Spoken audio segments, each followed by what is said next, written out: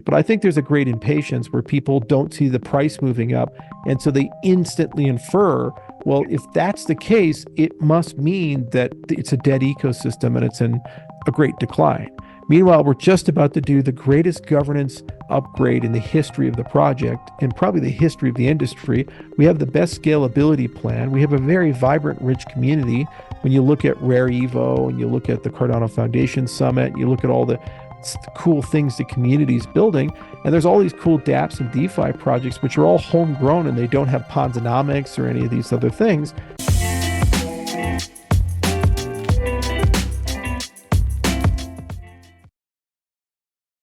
This content is brought to you by Uphold, which is one of the top crypto platforms out there, which allows you to easily buy, sell, trade Bitcoin and the top altcoins in the market.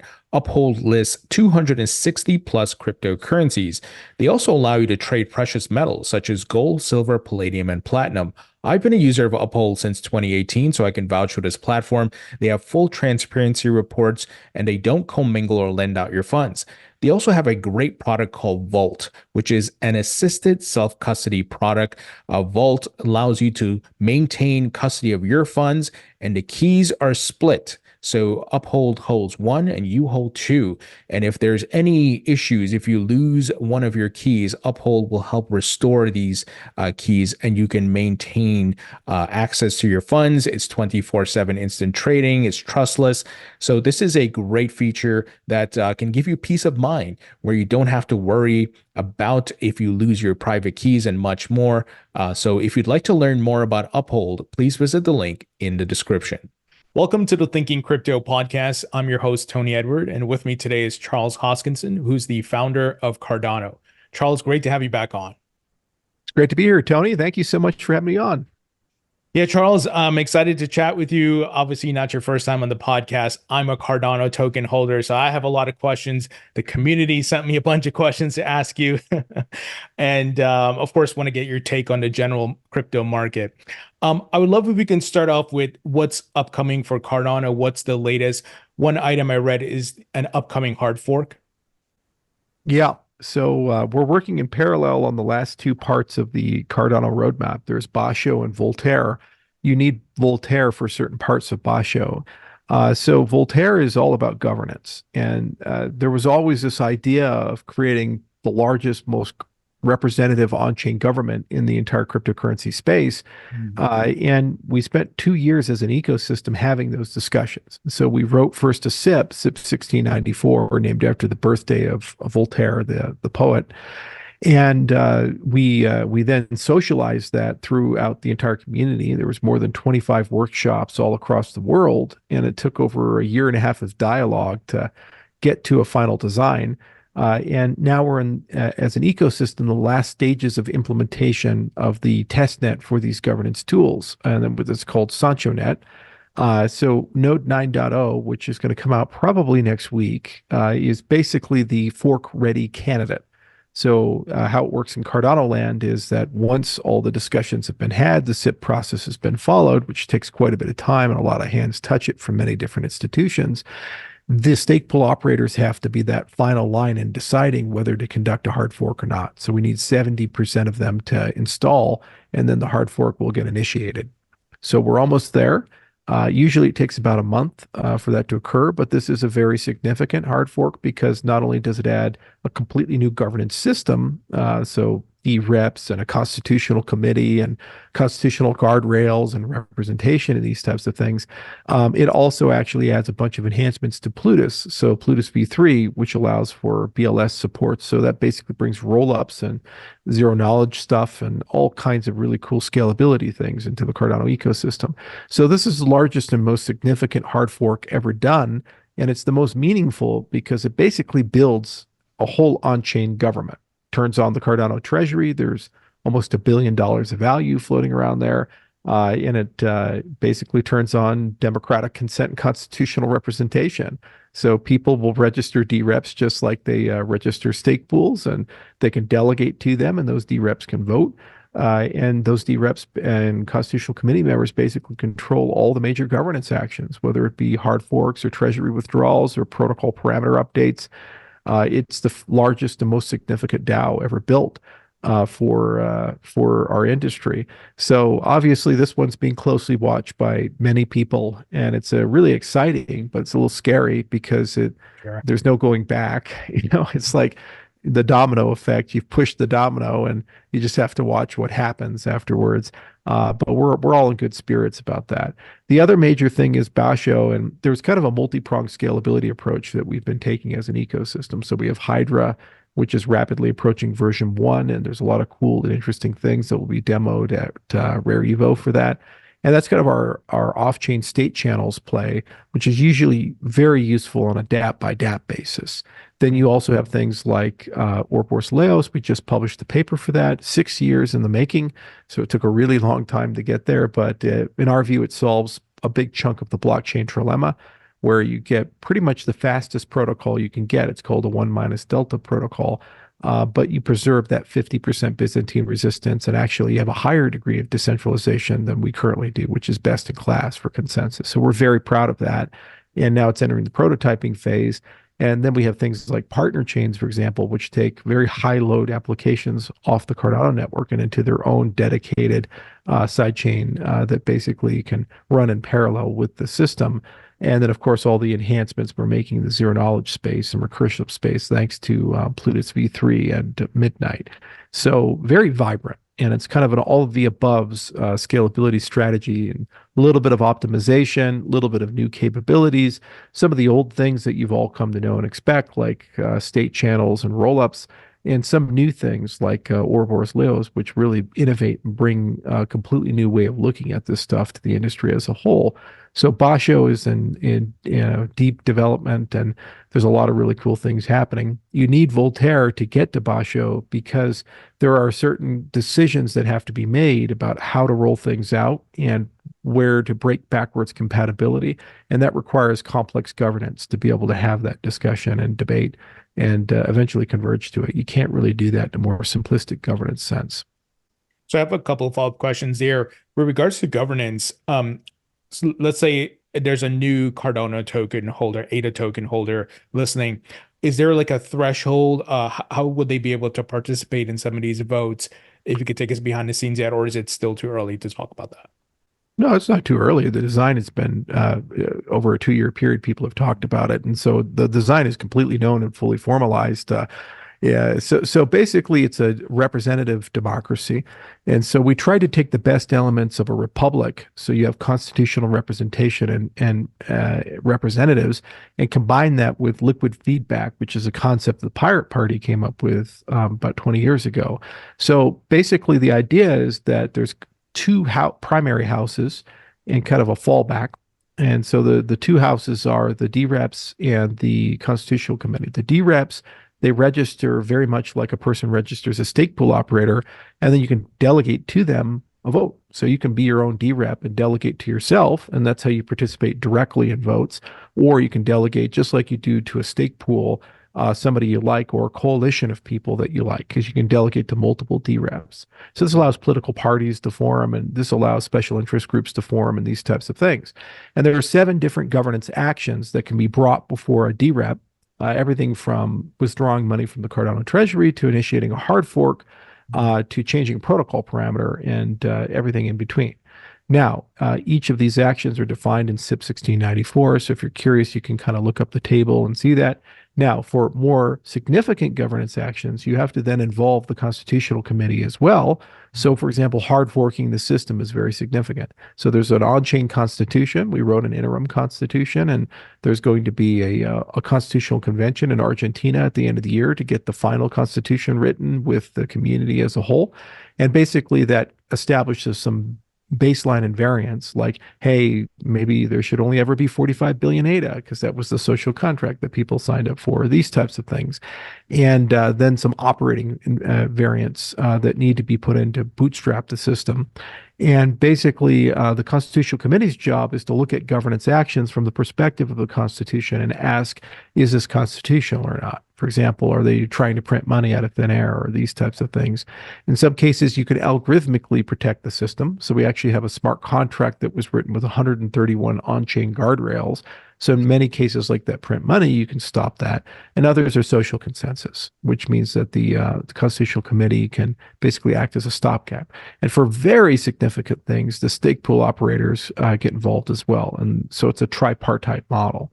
So what's so cool about it is that we took some of the best ideas from traditional governments and some of these new ideas that come from the internet governance, and we try to put them together in a way that creates a really nice minimum viable government system. And you really judge the quality of your government by three parameters: efficacy, efficiency, and integrity.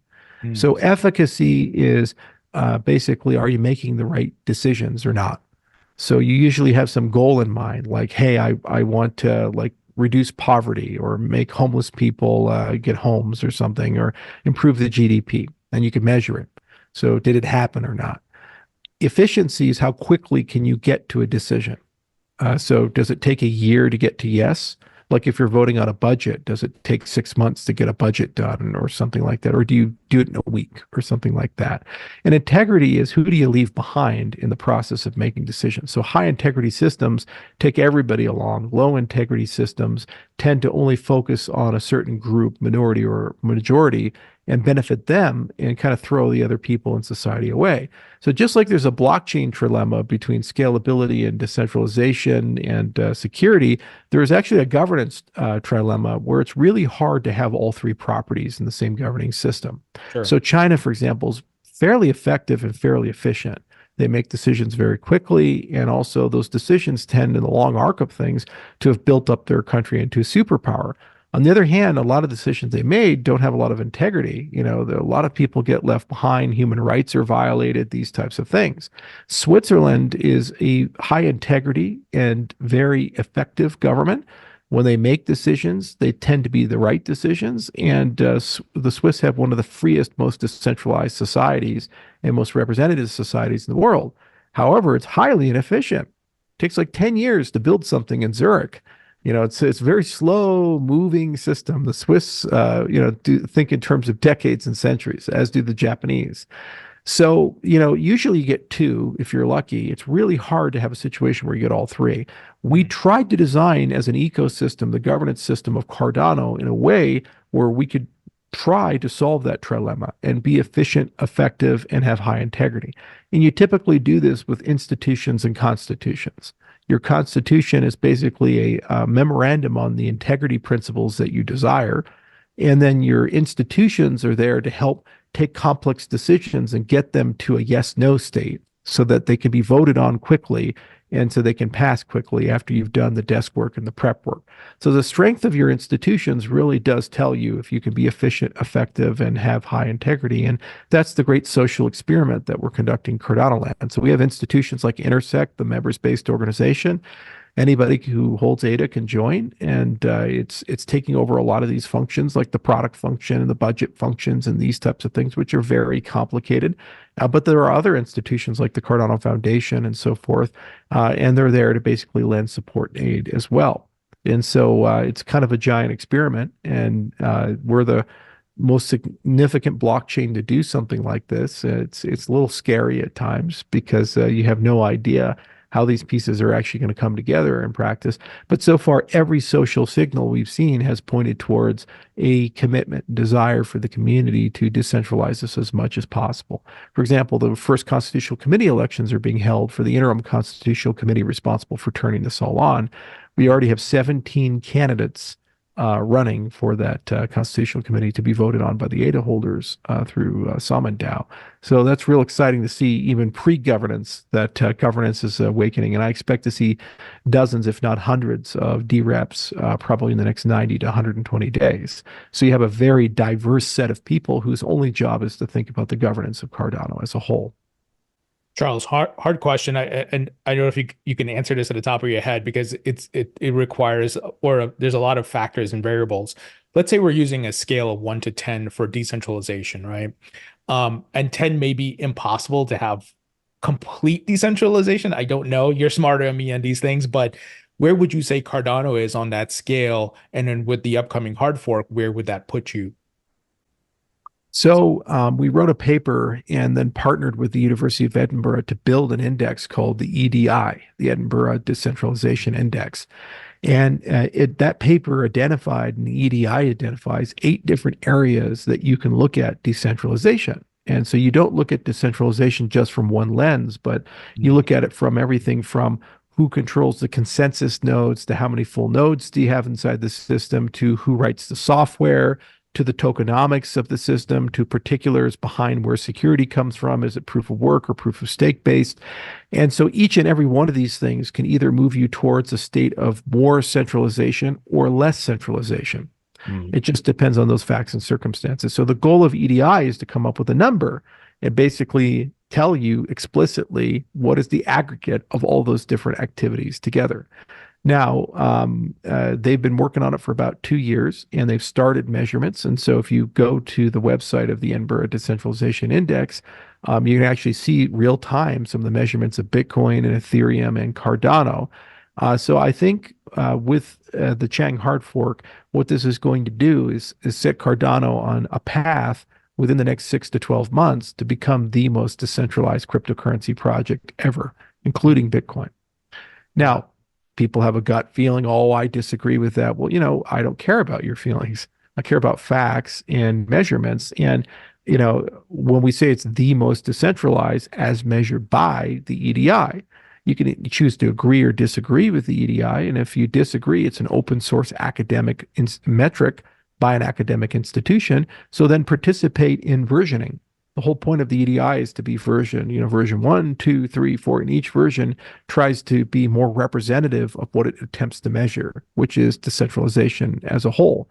So they've already begun pretty extensive conversations with regulators like the FCA, the ADGM over in Abu Dhabi, VARA in Dubai, the US Department of Commerce, and others to kind of say, hey, you have this notion of sufficiently decentralized in your statutory viewpoint. Maybe, just maybe, we should begin discussing and measuring it. And actually, the paper for EDI was approved and is going to be submitted, is going to be presented at Financial Crypto. So it's already going through the peer review process as well. And there's been some phenomenal feedback, and that's already feeding into the discussion of whether EDI is an effective measurement or not. So Nice. my view is you have to start somewhere, and because the industry doesn't already have an accepted index of decentralization, Right. we kind of had to start from 101 and get that index bootstrapped. And now the next step is to apply that index in every dimension. And that is one of the design goals. When you look at protocols like Ouroboros Laos or the on-chain government system, they're not just being built from a position of efficiency and effectiveness or throughput, but they're also looking at, is decentralization preserved and protected, because that's so sacred for these systems' long-term viability. Mm. Yeah, I need to do my reading on that, but that's great that some sort of index and scale is being made here. I think it'd be really good for the industry to adopt a standard like that, and it can help, stop some FUD, because we know how we'll talk a bit about crypto media and things later, but we can use actual data and facts versus people just tweeting stuff. Right. Now you And had by met, the way, we've been reaching out to a lot of blockchain projects on it. Like I just had a conversation with the Algorand folks and others, and there's a lot of excitement about these indexes existing because they suffer from the same problem that we suffer from, which is how do you actually measure decentralization? right. And then you got to get away from feelings and these cults of personality and really get to the facts of the matter. And can we establish a baseline? And once we have that baseline, how do we then apply it and at least measure the top 30, 40, 50 projects in the ecosystem? And then you have a starting point. And then you go talk to policymakers and lawmakers and you say, look, this is our view as an industry of what we think sufficiently decentralized means. Do you have a differing view? And if so, why? What are you worried about? Is it disclosures? Is it information asymmetries? Is it unpredictable failings or cascading failures like we saw in 2008 because of over centralization or lack of transparency? These types of things. And so they're obviously going to have a view on that. And our goal is to address that view and get that into the index as well. And then the hope is over time that this becomes a steering tool for project management, roadmap development, and ultimately regulatory compliance. Yeah, great point. I know you were hinting towards, let's say like the SEC. I'm sure the industry would love to have that data to fight back, against government overreach. That would be pretty significant in these lawsuits and so forth. Yeah, and also in just lawmaking. So like Fit 21, which everybody praised passed, it has embedded within it a definition of decentralization. So Mm. that's an example. And it's the same for the FIA with the concept of the Financial Innovation Act, Lummis's bill with the concept of an ancillary asset. And in FIT, I believe they call it a restricted digital asset. Whatever the nomenclature is, you have this concept of it starts as a security and then it goes through a series of upgrades and then eventually it becomes a commodity. And the gatekeeper there is the level of decentralization of the project. I So the see. Hinman test with Ethereum kind of implied this, but this is eventually going to be written down in a law somewhere in the United States. So for this to work appropriately, the policymakers are going to have to decide what that test is. And usually that means they're going to form a committee between the CFTC, which regulates commodities, and the SEC, which regulates securities, and for them to agree on something. Having an academic standardized benchmark that universities use and potentially even standards bodies like Department of Commerce could use is probably a better approach because then it takes subjectivity out of the assessment and you have an objective measurement for better or for worse. Now you can argue that that measurement is not a reflection of reality or doesn't cover enough use cases, and that's the point of versioning it. That's the point of waking up every day and say, well, tell us what version 2 should look like. What did we miss in the index? And if it becomes an industry accepted project, then very quickly, 1 or 2 years, it'll probably converge to the right measurement.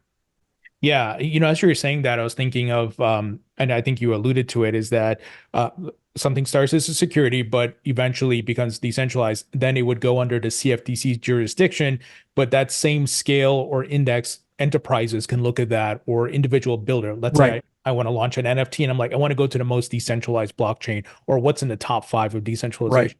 I can do that. That would be so uh man, remove a lot of ambiguity and Yeah, confusion.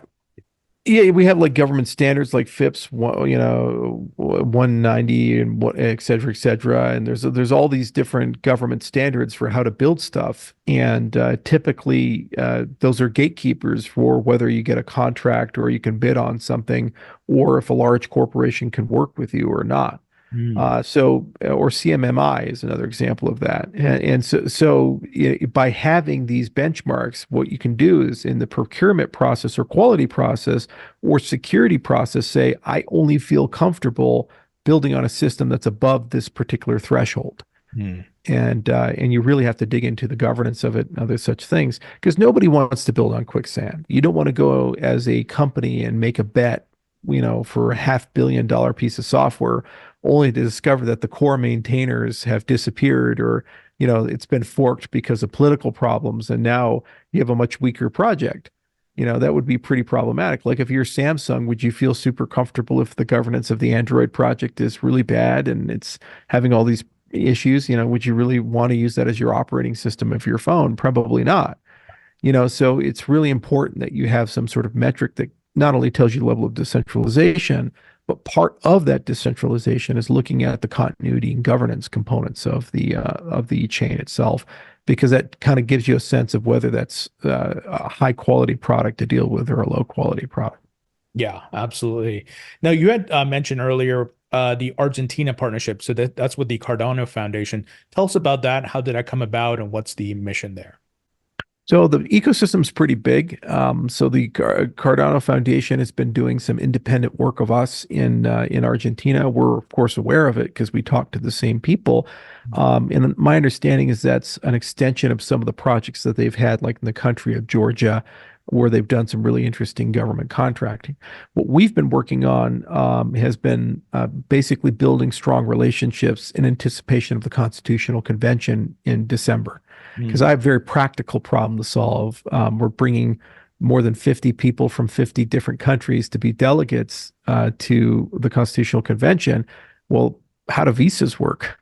Little stuff like that. So there's a lot of ground game logistical things, and it's incredibly important that we have connections at the highest levels of the Argentinian government so that nothing gets in the way of the constitutional delegates. They deserve, if they're going to take time and effort to commit to writing the government of Cardano, to get white glove treatment. So they need to stay at safe places. They need to have good transportation, good food, and also get their visas approved and these things. So there's a very practical, tangible set of engagements that have occurred. And we've already sent 2 delegations to Argentina to begin building up that corpus.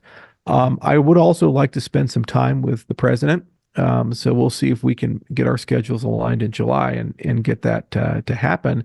But it would be very nice to sit down and understand more deeply about what his goals are for Argentina, because there's actually a very strong Cardano relationship with Argentina. We didn't just start conversations today. People have been working on Cardano from Argentina since 2016, 8 years ago. One of the very first firms to write code for the Cardano project was ATEX, which has now been acquired by Globant. But Alan Verbner and his team started working on that code in 2016. So there's almost a decade-long Buenos Aires connection in particular to the Cardano project. And so there's a lot of really cool things, whether it be Atala Prism or it be work on partner chains or work on Midnight or Cardano Core, that I think could be done by Argentinian developers. And so really, if the president wants, I think it would be very easy for us to actually set up a center of excellence to do cryptocurrency development in the country. But, you always extend the courtesy and try to get a deeper understanding of what each administration values. In some cases, they're quite compatible. In other cases, they're not. And so it's really important to just have a dialogue and engage with people and say, okay, well, we bring jobs and obviously we bring a great ecosystem. And would this technology be useful? I happen to believe that Argentina is in a very interesting place in history where this current government has, through a process he likes to call the chainsaw and the blender, the chainsaw cut programs and the blender not increase the spending and let inflation cut them, has basically decimated the existing government. And that's step one. Step two is to rebuild. So then there's an open question of when he's rebuilding, what does he rebuild with? And my view is that it would be sensible to rebuild with blockchain-based technologies, blockchain-based supply chain systems and voting systems and transparency systems and accounting systems, and maybe even a blockchain-based money system for the state. So obviously, we need to get a deeper understanding if that is on the horizon and what time horizon does that need to look like. And that's not going to be done by a single entity. It'll probably be done by a coalition of actors. And there's a lot of very prominent Cardano projects that are actually in Argentina. For example, a lot of people don't know TX Pipe is based in Argentina. And that's a major Cardano project, 26 people on that. So there's a local coalition of people. And that's also another thing that the government needs to be educated on. Oftentimes you have Western companies come to South America and they say, hey, we'll do everything and we'll be these guys up north, come on down south.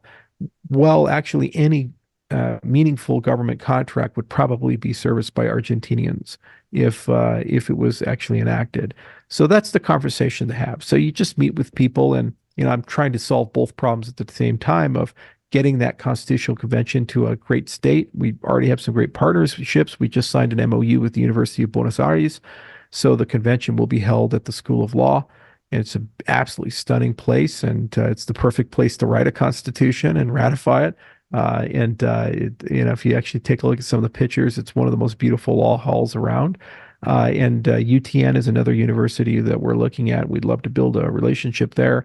And there's a lot of local government that we've been working with as well. So that's the practical side of it, the meat and potatoes side. And then there's just talk to the government about what its goals are. And if they coincide, maybe that's something for us to take care of, or the foundation to take care of, or local partners like TX Pipe to take care of, and let them be aware that they actually have a domestic option to blockchain the entire country. Yeah, and as you're saying that, I remember our previous conversations where we talked about countries in Africa adopting blockchain. Obviously, you guys are doing some work there too, and that they're starting from the ground floor, not like the United States, where it's trying to steer a cruise ship and all the bureaucracy, all the red tape, but they can move faster and upgrade their infrastructure faster than maybe the United States and some of these first world countries. So that's really great that they can adopt this technology and just catch up, so to speak. Yeah. And we're still in Africa. In fact, we're growing by leaps and bounds. We just relaunched the RealFi website. So if you go to realfi.co, you can see that. And that's a microfinance play. It's made by John O'Connor and the other guys. He was our director of African operations, and now he's the CEO of RealFi. and it's one of our portfolio spinouts. And that company employs, I think, almost 50 people, and they're based in Nairobi. And we've already deployed $5 million of capital to lend through channel partners who are regulated actors in the microfinance business. So we've learned a lot in that process, and we've been a bit more considered and deliberate about how to approach these types of jurisdictions. And everyone's different. Kenya is radically different place than Nigeria, than Ethiopia. And in some cases, you get great outcomes, and other cases, not so much. And you don't let those things dissuade you. You have to be a bit relentless and resilient. And every day you wake up and you try to find a different approach. So maybe it doesn't work in one system, fertilizer vouchers, but then maybe you make it work with fast moving consumer goods, or maybe that doesn't work out. So you do remittances, or maybe it's microfinance. That's the key. Because at the end of the day, it's infrastructure. And every time somebody does something, if they're touching a blockchain system, they get a wallet, they get an identity, they get cryptocurrencies. And once they have it, they are their own bank. It's a self-sovereign identity. And ultimately, they're in charge of their economic agency. And that's the mission, is to bank the unbanked. And you don't have to bank the unbanked through way A versus way B. It doesn't matter which road you take. You're heading to one destination, which is getting people economic autonomy. So they have agency and they're in control of their lives. So I think the model that John has come up with, which is tempered with about 6 years of history there in Africa, is a really good one. And we're real excited to see that grow. And it's already starting to take off by leaps and bounds. And we've gotten some great preliminary data. Interest rates fell from 85% to like 13%. NPL, which is the non-performing loans, fell from 40% to 2%. Imagine having a 40% default rate and then you go down to 2%. It's 20 times better. So we make more, they pay less, and the overall structure goes from, a big chunk of loans failing, almost more than a third, all the way down to 2%, 98% success. It's just remarkable, all things considered. Now, there's a lot more to do. There's a founder effect in that, and huge amount of work on the credit scoring side, and you got to syndicate, so it has to go cross border, and then eventually you have to add in some more of the blockchain crypto components, and then eventually open it up to the retail side. So that's a multi-year journey that they're going on, and they've already spent 2 years of that multi-year journey getting that into play. But we built all that technology out for it, like Atala Prism. It's not just an identity system, it can also be used as a credit system as well. Nice. So, and we built out the voting software and built out wallet software, and some variant of Lace will eventually work its way into that pipeline. And then we'll see where the stablecoin side of Cardano fits. And then, that works its way in as well.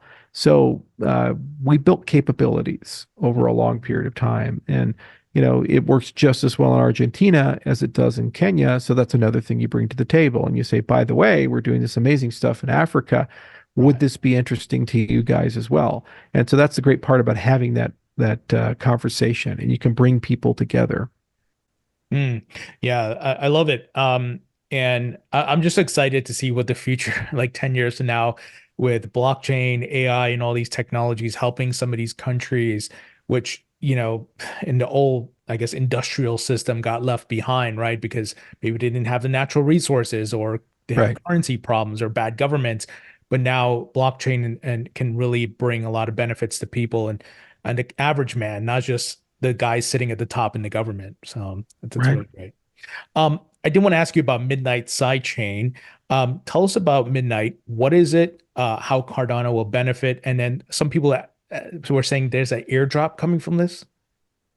Yeah, that's correct. So there's this problem of how do you sell decentralized services to the entire blockchain industry? So, you have an application on Ethereum. Is it really on Ethereum if it's also on Infura or Alchemy, and that the bulk of your logic runs there? Like OpenSea is another example. Yeah, okay, we have an NFT on the Ethereum blockchain, but if all your APIs and your wallet and everything basically just talk to OpenSea and they don't even check the Ethereum blockchain, if OpenSea gets rid of it, like just disappears. Marty Marlinspike wrote about this. He's one of the founders of Signal, and he kind of demonstrated the hypocrisy of things where people are saying it's decentralized and trustless and Web3, but it's really Web 2 or Web 2.5. So services matter. And I thought a lot about how do you do blockchain to blockchain deals? Mm. And so what I thought would be really cool is to have a layer that basically specializes in that. And I wrote this down in 2016 and why Cardano. And I had this idea of Cardano SL and Cardano CL. So SL is the main system and CL is the control layer of the system. So for 8 years, we've been kind of talking about this and exploring this. And eventually we resurrected the idea with a framework called partner chains. So what we did is we looked around, we looked at Cosmos, Fabric, ScoreX, which was an in-house framework, and Parity Substrate. And we said, which one of these blockchain builder kits makes the most sense? And a variant of Parity Substrate made a lot of sense. So we took that as a base and then built it up and created Midnight on top. We'll get to Midnight in a second, but let's talk about partner chains in general. But basically, the idea is that you launch something that looks like a layer 2 to everyone. So it can talk to, and apps from Ethereum or Base or BNB or Solana can use it for whatever service it's providing. Maybe it's computation or privacy or it's storage, or maybe it's your DApp backend. And instead of running it in centralized infrastructure, you run it in decentralized infrastructure. Okay, so you're a layer 2 to everybody and you run this model. And when they query it, they pay in the currency of that chain. So Ether or Sol or what have you. And remember, we created that technology Babel fees. Well, then what happens is then it can consume the token of that system, and then it can be secured by the Cardano stake pool operators, which means then the transaction fees and the inflation actually gets paid through to ADA holders and to stake pool operators. So basically, you have your cake and you eat it too. You have these pseudo-independent networks where they partner with each other. So the service provider partners with Cardano for security and infrastructure and decentralization from day one, as well as the security of the Cardano native asset standard. But then that pays its tokens, its inflation and transaction fees to Cardano for providing that service. So you actually get multiple revenue streams now. And then in turn, it sells its services to Cardano and the broader blockchain industry. And you say, well, why would I want to do that? Why not just use a DApp or something like that? Well, first, this economic model is wildly viral because you can actually pay that to multiple systems at the same time. So you actually have inflation go many different places. So it gives people an interoperability incentive because they actually care about the token. The second thing is that you can create chains of consensus algorithms together. So part of the partner chains framework is Minotaur, and Minotaur is this multi-resource consensus system. So we all the time, we have the Bitcoin maxis, proof of work, and then we're proof of stake. And here's what happens. You take your peanut butter, you take your jelly, and I see what I'm doing. I'm putting them together. There we go. Peanut butter and jelly. Yay. So what if I could put proof of work, proof of stake together? And more abstractly, what if I could take proof of X, whatever X is, proof of history, proof of storage, whatever it is, and chain it together with multiple consensus protocols in the same ledger?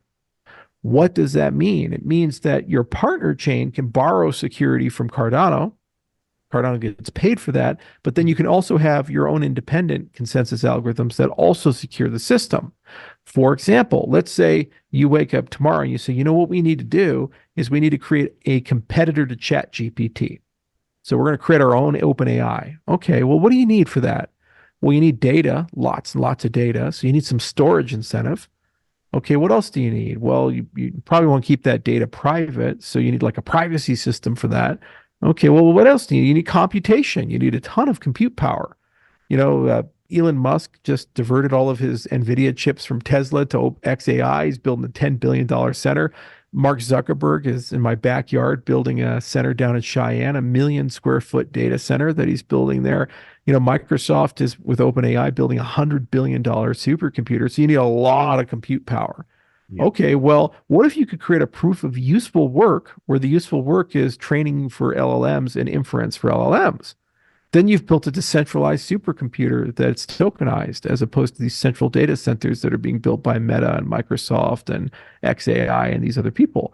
And you could combine that with BFT protocols and proof of stake protocols and these other things. So you have fast finality and all these other things. And at the end of the day, the user experience is the same.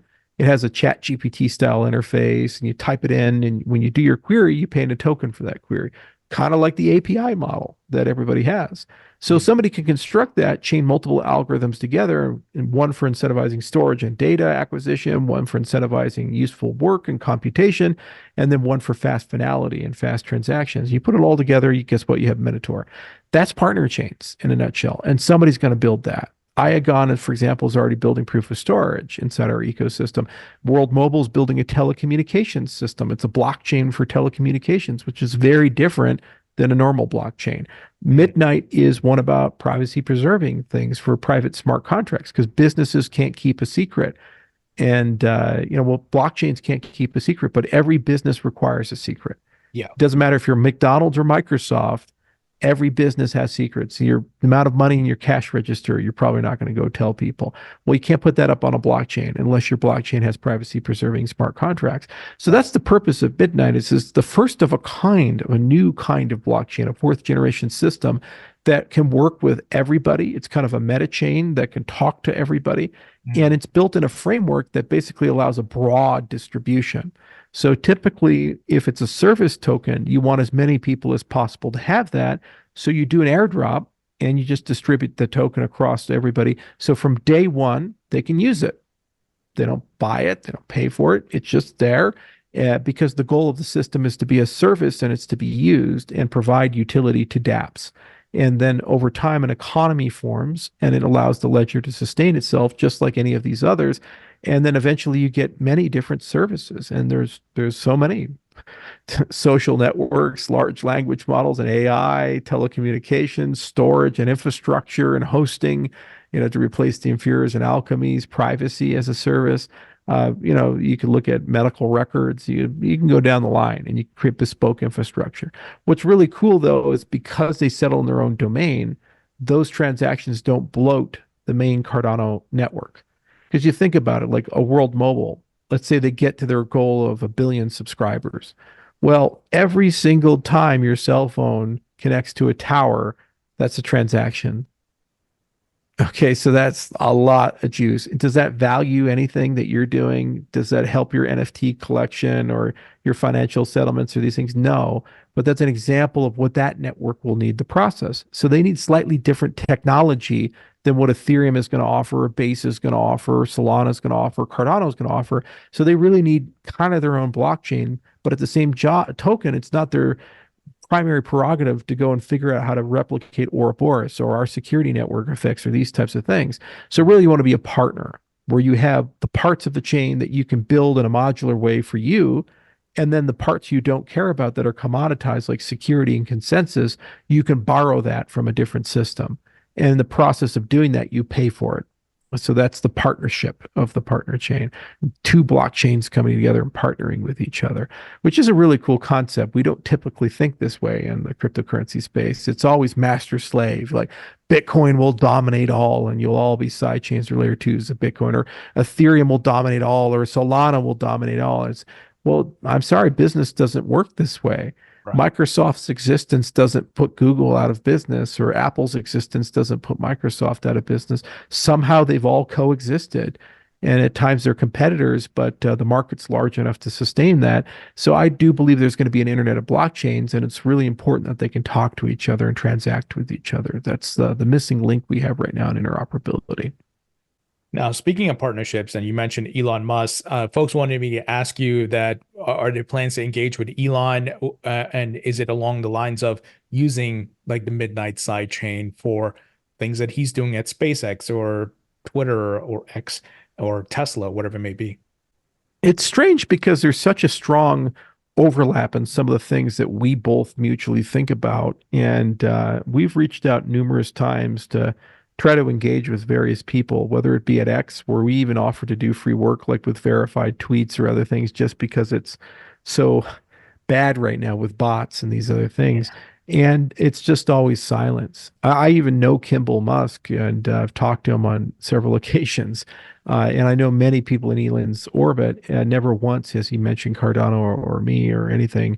I mean, President of Argentina just retweeted us. It's like a lot of people know about us. But for some reason, we can't break through. And I don't know why. He's certainly aware of crypto. He's aware of Doge. He's said things like, I agree with Vitalik. He's friends with Lex Friedman. I'm friends with Lex Friedman. We share mutual friendships.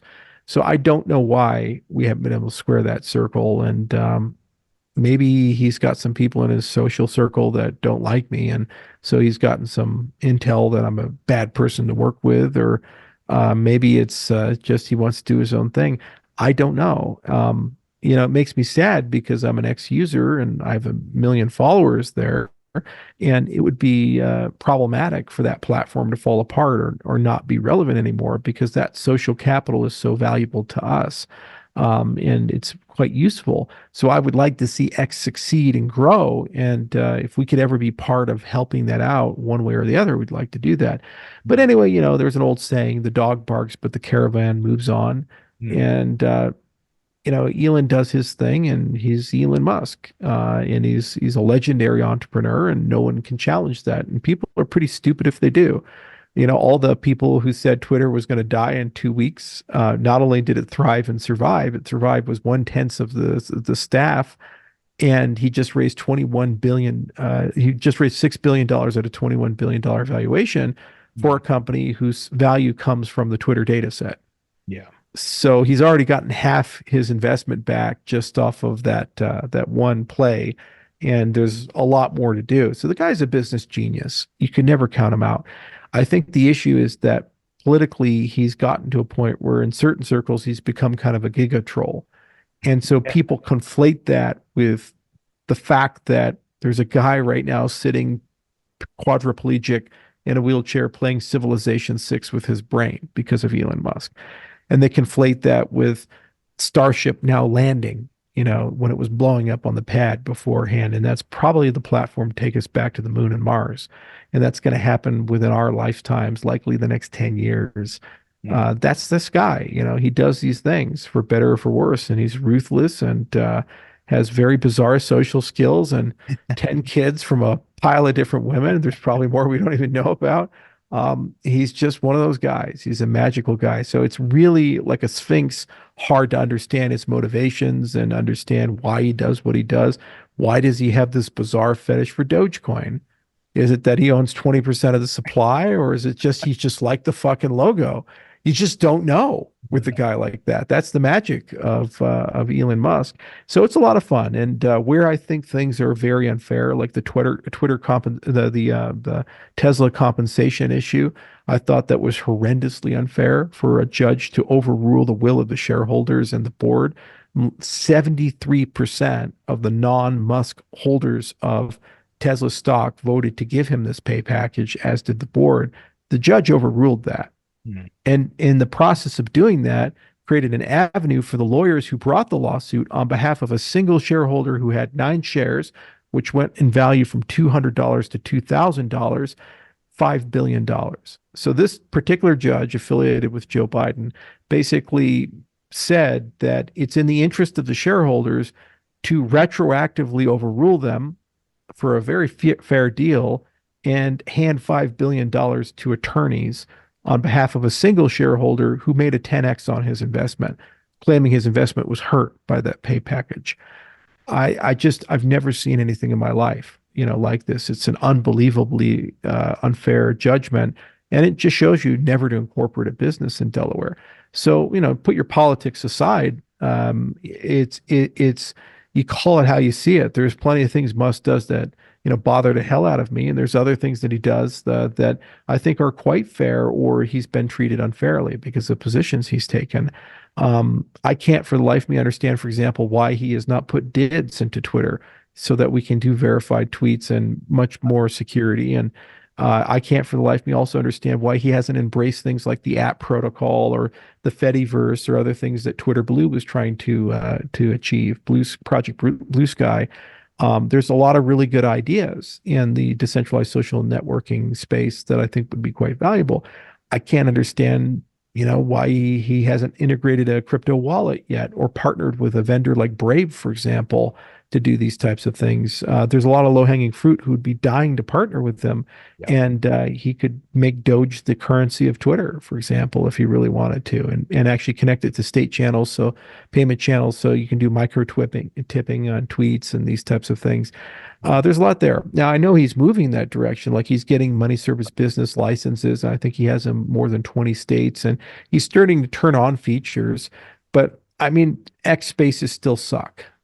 Yeah. It's been 3 years.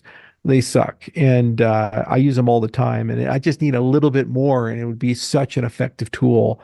In our own community, there's the SNEKathon where the SNEK community came together, and they've Yeah. been going for 12 days straight now. And they're going to keep a 24/7 X space open for until Binance lists them. So I told them, guys, Binance, you might be in it for the long haul on this one. So that Sneckathon might be 100 days or 200 days or 300 days. But I've joined a few times, and just to wish them well because I admire the effort. But the point is that they've had to restart that space numerous times because it's rugged. It'll last like 120 hours, 130 hours, and it just collapses. It's not enterprise grade software, Yeah. and that's okay as a beta, but this product I think has been around for 3 years or so forth, and it's still where it's at. On the other hand, I don't know of any other platform where you can just create an X space Yeah. and 4 or 5 US senators will join, a president of a country will join, you get a CEO of a Fortune 500 company that joins just like on a drop of a hat. They just see it there and they join. And it's pretty remarkable as a town square. Yeah, that's pretty amazing. Obviously, it kicked off with Clubhouse, I think it was, and then Yeah. Twitter adopted it. But yeah, they have to fix it. I have a bunch of problems with it. Anyway, we have to talk about the building on Cardano because I use, for example, a platform called Sentiment where I look at different crypto metrics, and Cardano just recently was #1, or it has been in the top 3 of developer activity, which is awesome. You mentioned SNEK. What insights can you give us as far as what developers are doing on Cardano? Anything big happening that you can share Yeah. there? Well, there's a lot of really cool projects like Indigo or Axo or Mihun. There's the usual suspects, and there's some interesting meme coins too. Like the Hosky community is awesome, and I always enjoy talking to those guys. And then obviously SNEK is doing its thing. And then there's a lot of cool tooling. Like there's this misconception that you have to know Haskell to be able to program on Cardano. Well, Aiken is the fastest growing language in the Cardano universe, and it's based on Rust. Hmm. So very different dialect, much easier to use for a lot of developers. TypeScript is also coming to Cardano. It's JavaScript dialect. So the developer diversity of the tooling has really improved over the last year in particular. And that's how long it should take. There's this enormous impatience in the cryptocurrency space. But I talked to both Rich Hickey and to Martin Odersky about this years ago. And I said, you guys created Clojure and Scala, respectively. How long did it take to actually get that language where it needed to go? And they said, hey, 3 to 7 years is how long it takes for when you create a programming language for it to mature and stabilize to a point where people actually feel comfortable using it, building actual applications with it. Hmm. So 2021, late in 2021 is when Plutus came out for its first version. So we're about 3 years into it, 2024. And lo and behold, now you have a vibrant ecosystem and all this great tooling, which is exactly how long, by the way, it took for Ethereum and for Solana and for these other ecosystems to kind of get their sea legs and get people to do that. So we're not really super slow. We're following what the best in class languages like Scala or Clojure or Python or Rust, by the way. It came out in 2015. And it took about 8 years for Rust to really reach a prominence where it started displacing real C++ jobs or these types of things. Only recently has Rust really taken off. So it does take a little while for new languages, new tooling, new platforms, new paradigms, especially when it's not just a language. We don't have an account style model with Cardano. It's an extended UTXO.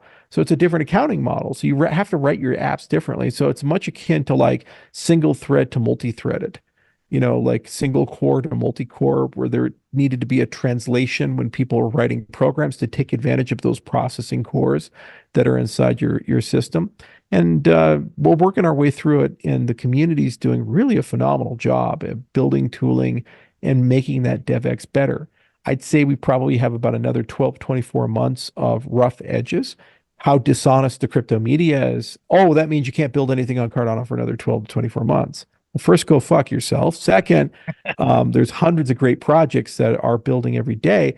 When I say smoothing it out, I say you get to a usability where the set of developers that you can work with comfortably broadens to the beginner, because it started out advanced and now we're kind of at the intermediate level, and it's moving to the beginner set, meaning that basically any script kiddie can come and interface. I don't necessarily know for a blockchain system if that's really a good thing or not. It's inevitable. You can't stop it because people always want to improve accessibility, but you are dealing with distributed systems, key management, a lot of security. And if you write these things in the wrong way, regardless of how accessible the tools are, you will introduce security problems and you'll get hacked, which is why there's billions and billions and billions of dollars every year of DeFi theft that occurs. I think it's like $80 million a day or something like that of hacks that occur. And a lot of that comes from poor application design. And yes, you can audit, and yes, you can use quick check and formal methods and these types of things. And you can certainly get a higher degree of quality, and maybe through static analysis, you can get some good suggestions. But at the end of the day, if you don't know what you're doing, you're going to get yourself killed. And so at some point, as you move your boundaries of developer accessibility, you move to a level where you're actually inviting non-productive applications inside the system. And it's inevitable. You can't stop it. My job as a tool builder is to try to at least give people as many tools and social processes like certified applications and testing frameworks and auditors and kind of quality assurance stuff, DApp stores, these types of things. And we try, where we can. But all things considered, to see the progress year by year from 2021 to 2022 with Vossel to what we achieved in 2023 to where we're at now with Plutus V3, it really is impressive. And by every metric, transaction volume and TVL and other things, it's growing the way it should grow. The problem is just people lie. They say there's no TVL, no DApp activity, there's no stable coins. There are stable coins. You might not like JED and USDM and these types of things, but they do exist. Right. And the foundation's in tough negotiations with Circle back and forth. I view it like Coinbase. Remember, everybody's when Coinbase. If you remember back in 2021, there's an inevitability behind it. Right. But there's also a responsibility in these types of things where you probably don't want Walmart to come and shut down all the small businesses in your town. So analogously, maybe, just maybe, if you bring a Circle in, it'd be good to shore up the smaller, stable coins as well, so they don't get obliterated by the existence of USDC inside the system, because there are people who've invested millions of dollars in their time in building that infrastructure up. And a stable coin's a stable coin. It's as long as you can find the right bridging and translation of these things, it ought to work. It is what it is. There's an inevitability behind it, but I think there's a great impatience where people don't see the price moving up, and so they instantly infer, well, if that's the case, it must mean that it's a dead ecosystem and it's in a great decline. Meanwhile, we're just about to do the greatest governance upgrade in the history of the project and probably the history of the industry. We have the best scalability plan. We have a very vibrant, rich community. When you look at Rare Evo and you look at the Cardano Foundation Summit, you look at all the cool things the community is building, and there's all these cool dApps and DeFi projects, which are all homegrown and they don't have Ponzonomics or any of these other things. It's a cool ecosystem, to look at, and it's a fast-growing ecosystem. And then I'm just told again and again on Twitter and by the crypto media, it's dead.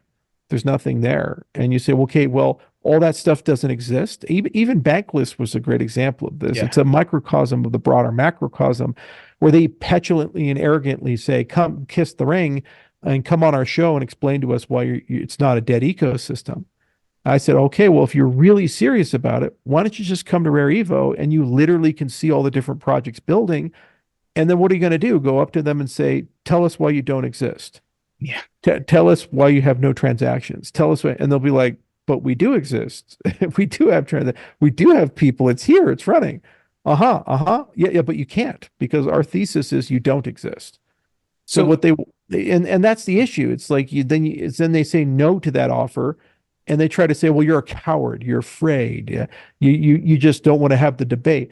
Guys, I went on a stage with 85,000 people at Web Summit with what's his name, Ben Kingsley or whatever it is, the guy from the OC who hates crypto, and yeah, the thesis of the panel.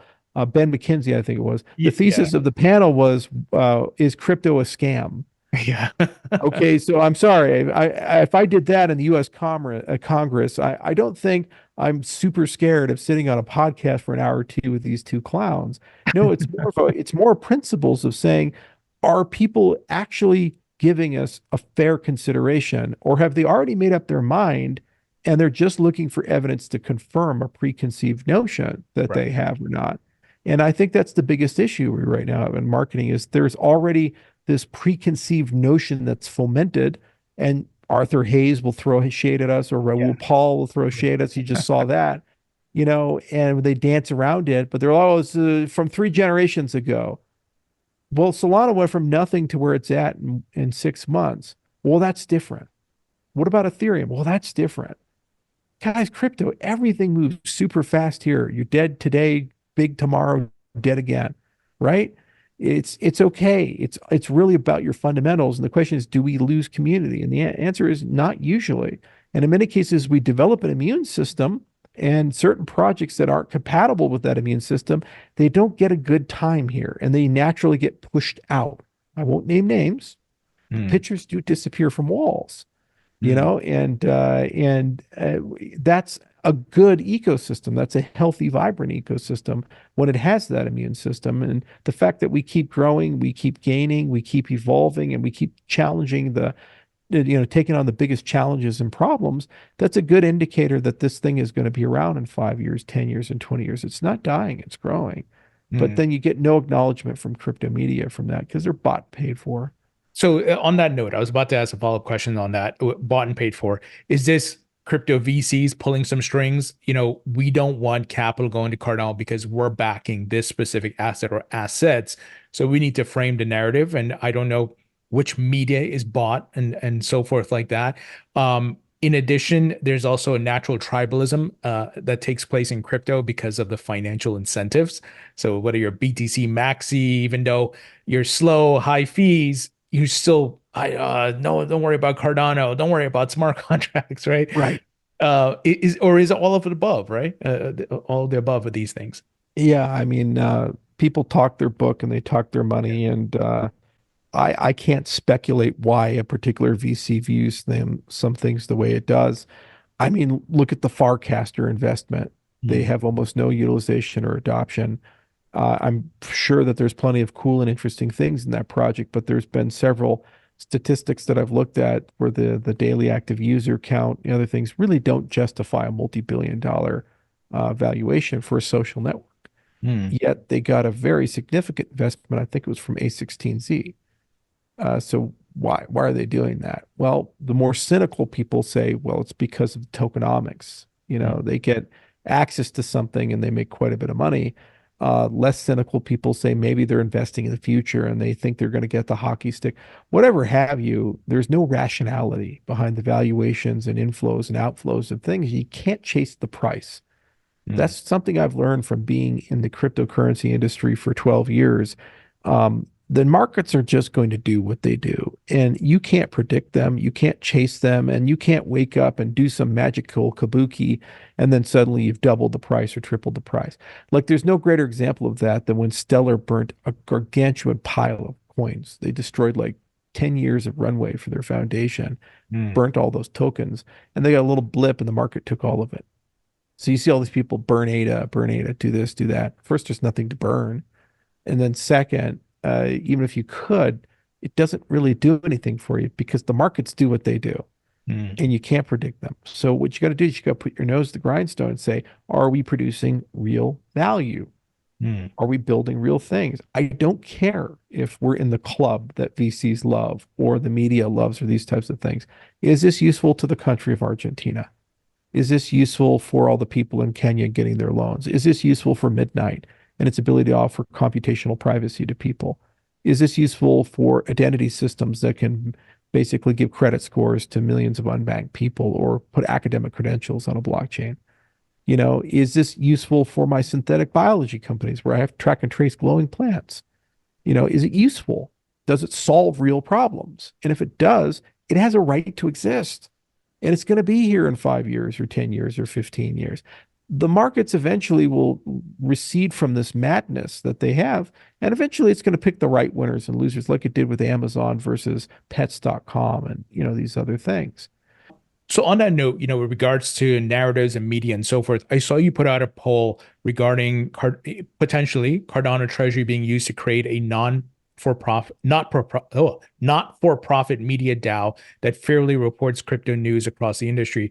Tell us about what you're thinking there.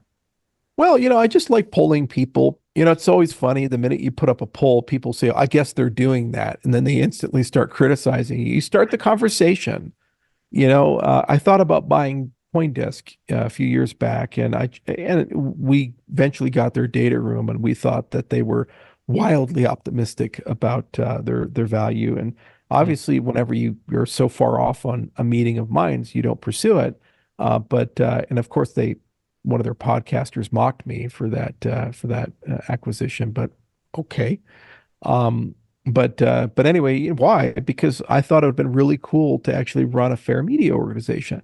See, here's the thing. It's like we did EDI, and even though we started it, it's at an academic institution, it's neutral, and there's already a federation of entities forming around it to start talking around how do you fairly measure a blockchain.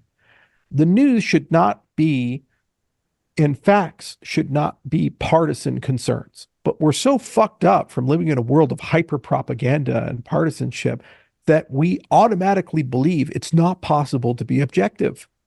Guys, when we report the temperature, when we say it's 30 degrees outside, it's 30 degrees or not in a specific place, a specific time. Okay, it's a fact. It happened.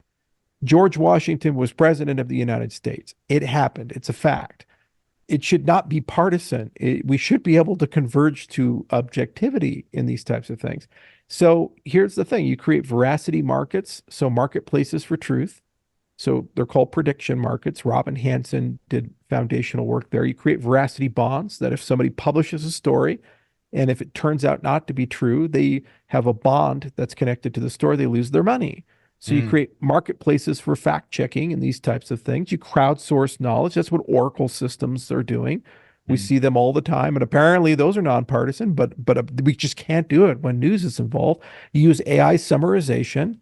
Grok is experimenting with this on Twitter, where you take a plurality of different things that people do. And so you can put open source LLMs to inject these types of things. And then you do allow editorialization to occur by balancing things. So, you do is you say, okay, well, let's go to all the major crypto projects and let them every month write an article about their ecosystem. Now, of course, that's not a objective article. It's subjective because it's written from the perspective, but it's a Solana article written by and for the Solana people, and it gives them a showcase of what their ecosystem is about. And if people challenge those types of things, then you invite people on the other side to write op-eds criticizing that or saying that there's stuff there. And what you do is you create a dialogue. Yeah. Okay. And people start creating content around that. So you can easily curate this entire thing as a DAO. And if you, the reader, are interested in the truth of something, you can put a bounty up. So you can say, because one of the things that always bother me, I'll give you a great example. I live out here in Colorado, and there was a fast food restaurant where somebody drove a truck into the restaurant. And I happened to drive by the restaurant shortly after it happened. So I was looking, it's like, that pickup truck should not be in that McDonald's. That doesn't make any sense. So they wrote an article about it, and it's in the papers somewhere, but I never got a follow-up article. So I never really found out what happened to the driver. Why did he drive into the McDonald's? Was it alcohol or drugs, or lost attention, or had a heart attack, or, what happened? And, did the restaurant go out of business, or these things, because it changed ownership after it happened, became something else. So there were so many open questions there. Well, if I had the ability to put a truth bounty up, I could actually put it up there and say, hey, this story, write a follow-up story on what happened with that. Just that's something so simple, right? Yeah. Yeah, but it's so powerful because then things never die. Could you imagine the bounties that would be put up for the Epstein story? Keep it going, keep Yeah. it going, keep the eyeballs going, keep people looking at it. Maybe, just maybe, we're interested in that client list. It's Eric Weinstein calls it anti-interesting. So ordinarily, when markets are fair and free, every person in the world would be trying to write a story about this, because you talk about some of the wealthiest, most powerful people in the world doing despicable, terrible things with kids.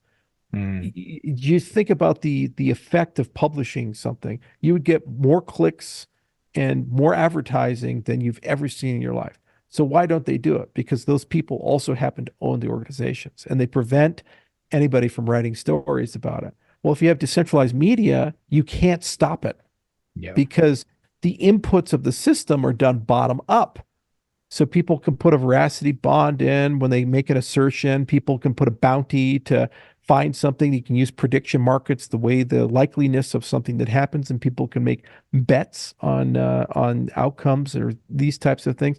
You can use AI summarization, and you can balance it amongst different political persuasions. And then you use the editorial process, and you just invite people to have a dialogue and a conversation. And you create a commons for news to come through.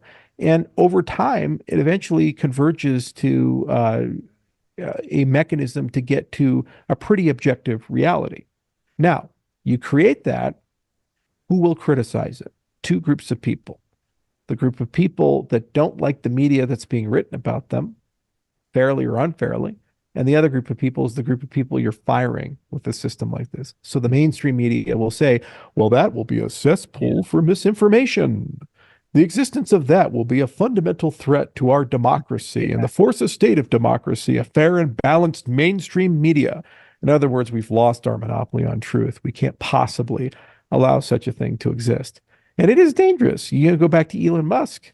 He had Yeah. $56 billion pay package, and the politics worked in a certain direction. And lo and behold, one shareholder with 9 shares could convince a single judge in Delaware to overturn 100+ years of business precedent and overrule the will of the shareholders and the board and strip him of money he made.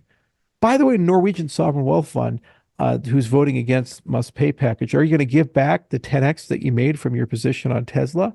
Mm. Because he kind of did take it from a $50 billion company to a $1 trillion company. That was the deal, and he gets 5%. I'd take that deal. I mean, Tony, if I called you up, say, if I make you $1 trillion, will you give me 5%? Yeah. Most people take that deal. It's a good deal. Yeah. And he did. And he's one of a few people alive to ever have done that. So Baldo, it's too much. We can't pay him. Well, the shareholders already approved it. Why Mm. did they do this? Because of politics. He's Yeah. being punished. SpaceX is another example. There's this immigration lawsuit the DOJ brought, where SpaceX doesn't want to hire asylum seekers and people who aren't citizens of the United States. Well, hang on a second here. To have a security clearance, you need to be a U.S. citizen. SpaceX launches spy satellites. Yeah. SpaceX deals with classified technology on a daily basis. So the Department of Justice is saying, well, even though the Department of Defense and the intelligence community is telling you that your employees have to have this criteria, hire people who could never meet that eligibility. So what does SpaceX do? Do they just sweep the floors? You go hire this engineer and they're not allowed to read anything or look at anything because they can't get the clearance for it. So they don't hire them, and then suddenly they have a discrimination lawsuit. Mm. Huh. Yeah, I wonder why they're bringing such a thing. Battery powered cars. The White House has a convention on battery powered cars for making battery powered cars in America. I think Tesla makes like 90% of all the battery powered cars in America. They weren't invited. Anybody, yeah. It's You crazy. know, what, because the politics don't align. And a lot of this stems from the purchase of Twitter, because they went from a controlled source of media to an uncontrolled source of media. And that is the single biggest threat to the establishment. So we do have to be careful as an ecosystem in embracing a news DAO, because if we're too good at it, it actually becomes a replacement for how people get their news, not just in the cryptocurrency space, but more broadly across many spaces. So that is something that, even if there is a desire We have to do it in a very considered and deliberate way because it'll put a big red target on the back of the Cardano ecosystem and in ways that we currently haven't experienced. It's a threat to power structures when they no longer have a monopoly on truth. And anybody who tries to chip away at that monopoly, they really do not do well long term. You see Julian Assange and all these other people, alternative purveyors of information seldom survive long. Mm. Charles, I want to get your thoughts on meme coins. We talked a bit about it with SNEK. I have a love-hate relationship with meme coins. On one hand, it's amazing to see the crowdsourcing and culture on the blockchain and all these things. But on the other hand, they're so risky and volatile. Don't get me wrong, there are certain meme coins that have a track record, liquidity. They've been around for multiple bull market and bear market cycles. What are your thoughts on it? And maybe you have the same sentiment. I don't understand them, but I'm not hostile to them. Hmm. I've been in space for 12 years and there's a lot of things I've seen in this industry I just can't understand. Like EOS raises $4 billion and then they say they have no fiduciary obligation to their ecosystem. They keep the money, settle with the SEC, and now they're just living off that $4 billion they raised. I got so angry when that settlement came. That was the only time in my life I ever threw my laptop and it broke. Because I was there, I saw them take over Consensus and have the fucking billboard with EOS and these other things, and it was just extraordinary to me. And we've all forgotten about it as an industry. Turn the page, have to move on. Certain exchanges listed BitConnect, and I called them out. We never got listed on those exchanges, and it took years to get listed because of that. There's no consequences for it, but yet CZ is the one who goes to prison for compliance issues because Elizabeth Warren's angry with him. Okay, great. Huh. The Coinbase S1 filing, they are allowed to do an IPO and SEC says it's perfectly fine. Then the same agency sues them for an illegal business model. Yes. Okay, maybe you shouldn't allow them to do an IPO because they're kind of exposing all those retail investors to like illegal equities, right? I don't know. So meme coins are another example. I just don't understand. I don't know where the value comes from. I don't know why. Because yeah, there's a society and a culture, but there's not an intention with a lot of people in these ecosystems to even be a member of it. The only reason they're in it is to profit and leave. And then they always look for another one. So it's not like I can get Doge from a perspective that it seems to be almost like a lifestyle or like a culture or something like that. It's like, oh, okay, yeah. People collect Pokemon cards and Magic and these types of things. I say, I get that. That's like a culture.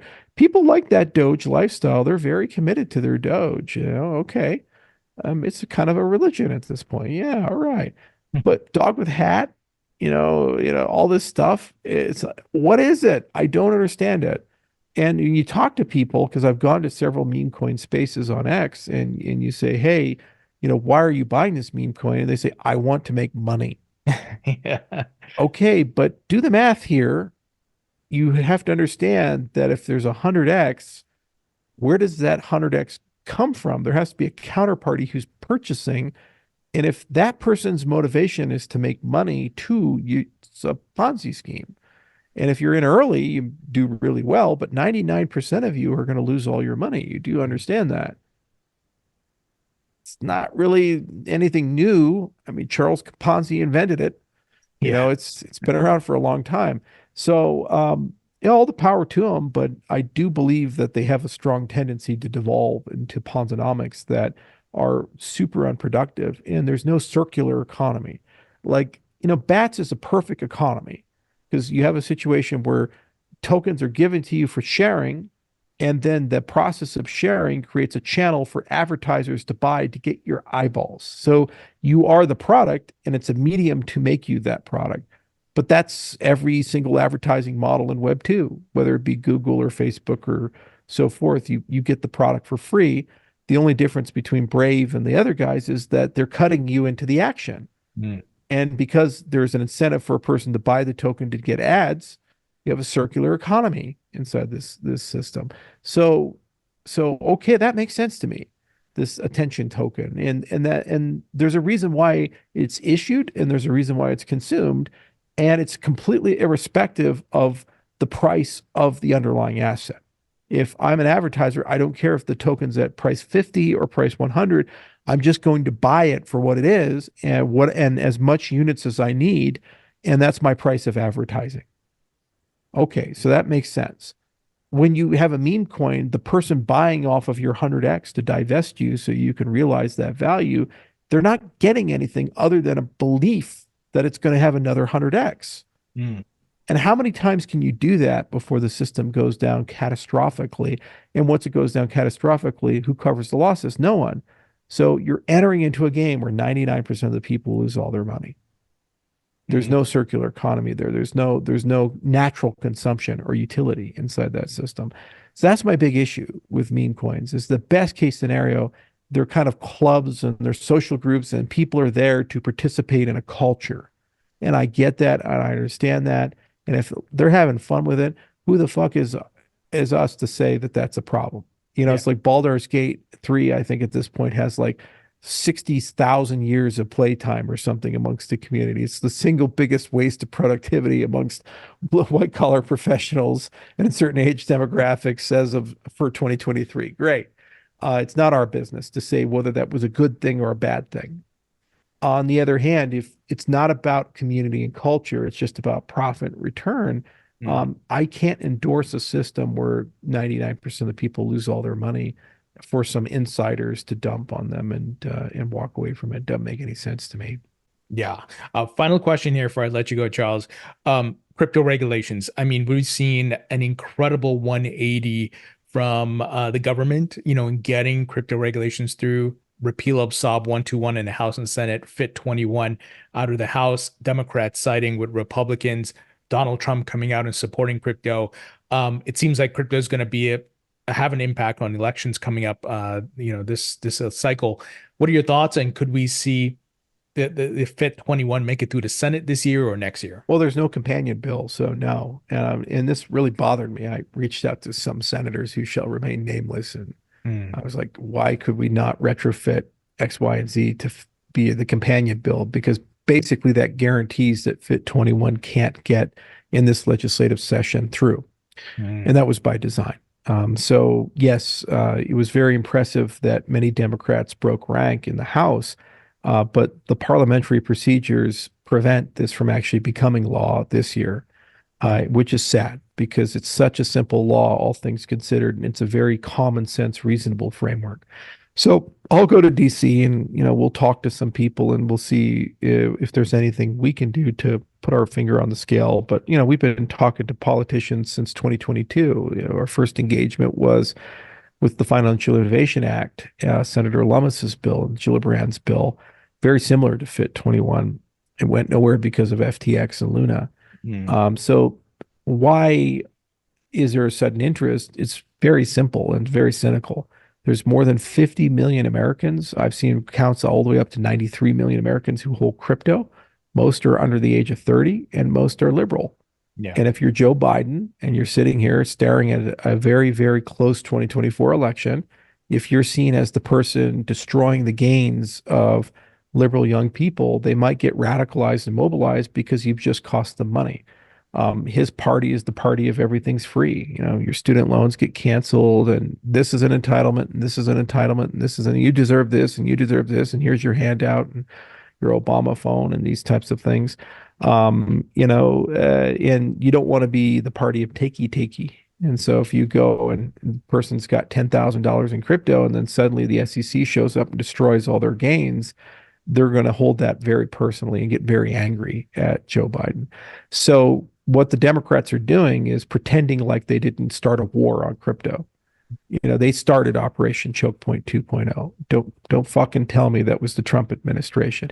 There were certainly people in the Trump administration, like Secretary Mnuchin, for example, who was not a pro-crypto person, but there wasn't a coordinated all-of-government response where the administrative agencies systematically sued every single exchange and started going after DeFi and created anti-clarity and reverse things like the Hinman ruling or other things like that. That just didn't exist during the Trump administration. It was more a annoyance and a passive disdain, and the president wasn't even aware of it. Trump really didn't understand crypto at all. Now he does because he knows he can make money from it. He's going to be pro crypto, if anything, because it's transactional for him. By being pro crypto, he will raise tens of millions of dollars. He'll make money for Truth Social and he'll sell garbage NFTs. And in the process of doing that, he'll make tens of millions of dollars. And Trump likes anything that personally enriches him. That is the one guarantee that is always true about Trump, is if it makes him money, he probably likes it. And crypto is the ultimate MacGuffin to invent money out of thin air for Trump. So he's going to be very pro crypto in the policy because he wants to keep that cash cow. And Vivek Ramaswamy does, he's part of Trump's campaign. He's part of Trump's infrastructure. He's super pro crypto. There's a strong possibility that if Trump was elected, he'd be the Treasury Secretary. So he's definitely pushing pro crypto policy behind the scenes. So I can see something like a FIT 21 passing under a Trump administration. I do believe that if Biden is reelected, he will embrace and empower Gensler-like people to accelerate the war on crypto because there's no political consequences at that point. And we will see a dramatic damage to the U.S. cryptocurrency industry. Every single layer one will be sued. Every single U.S. exchange will likely be shut down or under extreme scrutiny, and no cryptocurrency legislation will pass. Because if this administration wanted to, it could have passed crypto legislation in 2022. It could have passed it in 2023. When FIT 21 was coming in, the White House could have called Chuck Schumer and said, how do we figure out to get a bipartisan companion bill and get these things done? They didn't care to do that. So if they put the people in power that are suing everybody, they're calling the banks and telling them to unbank cryptocurrency companies. They're writing, their own people are writing documents basically saying cryptocurrencies like rat poison and it's pointless and has no utility. And they are not participating in the legislative process, in many cases obfuscating it, like when he vetoed SAB 121's repeal, even though 60 senators voted on it, including Democrats. You can't, with a straight face, if you're a Democrat, look at me and say this administration is giving crypto a fair shake. Also, they lie when they say come in and register and it's just mass non-compliance. Well, Coinbase tried to come in and register and you ghosted them and sued them.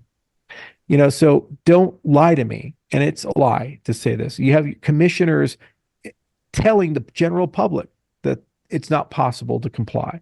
The people who are actually on the commission are saying these types of things. And that's just, it's so insulting to our intelligence. And then finally a framework comes out to actually clearly articulate what the SEC's role is and what the CFTC's role is, and to create a construct that the SEC and the CFTC work together on to handle that. And you have the chairman come out and say this is harmful to everybody. Because apparently living in a state of paranoia, fear, and ambiguity is a better state of affairs. This is completely at the throne of Biden. He's completely responsible for it. He hired the people. He appointed these people. He established the policy.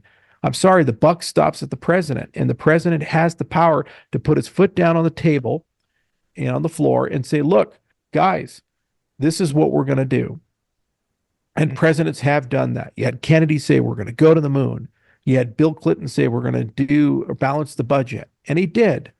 It's sometimes very hard to do it, and it takes a lot of political capital. Obama, with the Affordable Care Act, he never quite recovered from the political blow that he took from the ACA, but he did it. He put his entire political infrastructure on the table for it. So Biden easily could go out there and say, it's madness what's going on. We're going to end the ambiguity.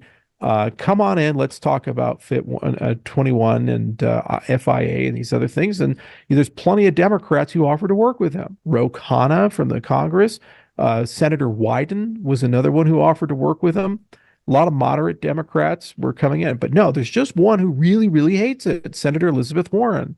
And the reason we're in this mess is she dropped out of the race in 2020 with an agreement that she would run domestic fiscal policy for Joe Biden. That was the détente that they formed. So she got to pick all the people that right now run the Treasury Department. So one senator was given carte blanche to basically run roughshod over our entire industry, which is just a horrendous situation. And it's shameful. But that's why maybe, just maybe, the most qualified person in the United States to run the country isn't an 83-year-old person showing signs of dementia who handed Afghanistan back to the Taliban and sometimes forgets that he's not a senator. Maybe just maybe we should have some political diversity. I was really hopeful with RFK, when he was running as a Democrat. I said, well, okay, I'm not really a huge Trump fan. We've been there, we've done that. We need to move on as a nation. And so we have a breath of fresh air with somebody totally new, who's, by the way, his grandfather was the first chair of the Securities Exchange Commission and wrote the SEC bill. Wow. Okay, been around for a while. He's had a front row seat to American politics since 1961. Wow. He was told straight up by the Democrat Party, you could win 100% of the votes in the primary. You still will not be the nominee because the super delegates won't pick you. Hmm. So is that democracy and freedom? The party made a decision. The most qualified person to be the nominee of their party is an 83-year-old guy showing signs of dementia who turned Afghanistan back over to the Taliban with our thanks and blessings and our military hardware and let all our translators get murdered. It's so far beyond the pale what's going on right now, because at the end of the day, it's about power, and it's just about the perception of things. And I saw a poll the other day: 56% of Democrats voting for Joe Biden are voting because they hate Trump. Tony, that's where we're at in the American political system. So you can't look at crypto separate from this. You have to look at in the overall trends and tides of where the macro's at, what's going on with Trump and what's going on with Kennedy and what's going on with Biden. And the Democrats only care about crypto at the moment insofar as it has a political cost to them. So if young people are going to vote against them, they're pro-crypto until after the election's over. But as far as I'm concerned, there's absolutely no good faith there. If there was good faith, tell Gensler to resign. Yeah. If there was good faith there, then we could have a conversation, because at least you're saying we're going to restart the things. We need a fresh, clean slate. You don't get good faith by saying, well, maybe we'll let a bill pass every now and then. By the way, a bill repealing something that we did wrong, SAB 121. Right. It's just so out there for them to say that. And there's no good faith negotiations. It's just the same doublespeak you come to expect in Washington, especially with this particular administration that's made a habit of never answering any questions. And I know I'm offending some of your audience because they're Democrats and they absolutely love everything from Team Blue. And Trump is just literally Orange Hitler to them. And he's such a threat to democracy. The mere even utterance of his name, like Solomon's bad juju that will haunt you at night and give you turbo cancer. But at the end of the day, like, I'm keeping my comments to crypto. I'm not talking about the broader, situation. Just in crypto alone, it's very clear there are now differences between the political parties.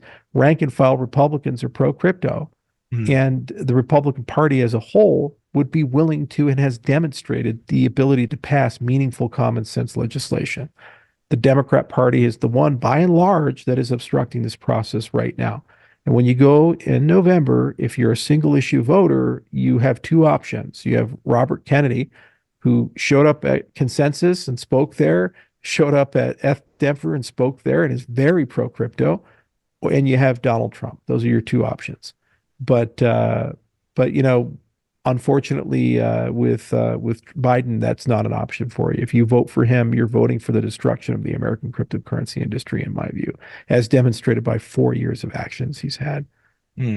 Charles, I wish we had another half an hour, but thank you so much for joining me, and I appreciate all your insights. And we'll have to have you back on as things progress, maybe in another couple months or so. All right. Thank you so much, Tony. Cheers.